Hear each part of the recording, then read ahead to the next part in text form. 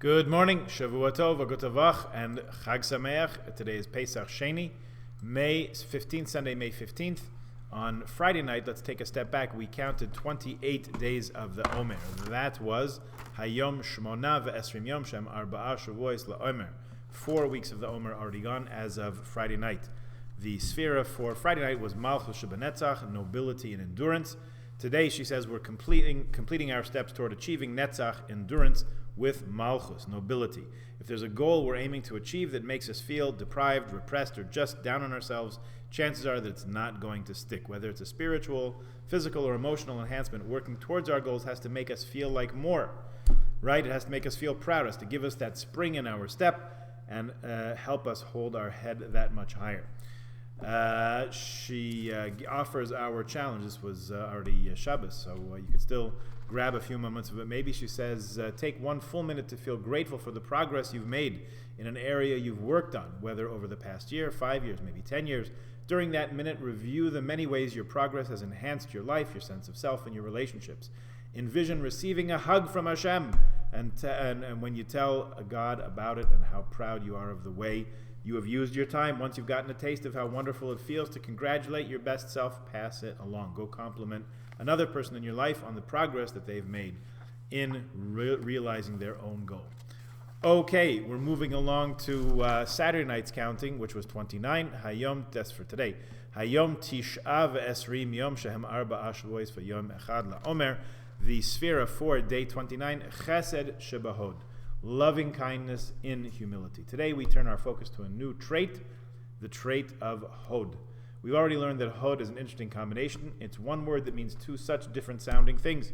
It's our greatness and our humility. We've discussed how that dichotomy is not really a dichotomy at all. What's greatest about us, our most impressive feature, is that humbling connection that we have to God, the source of all life.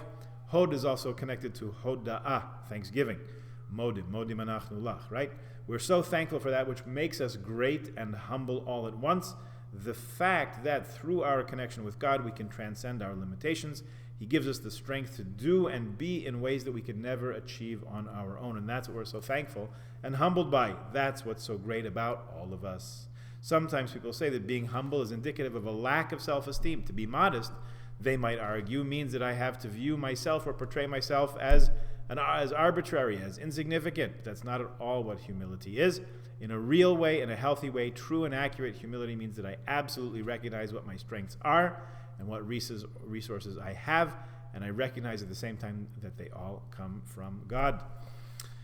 So that is our chesed, an introduction to our chesed shebahod for today. Chesed that is combined with hod is achieved by placing our humility, not ourselves, at the forefront. I don't feel diminished by giving. I don't give of myself because I lack self-esteem. It's exactly the opposite. I see myself as what I can give. That's my package, and my package comes from God, and I want to use all the resources I was given.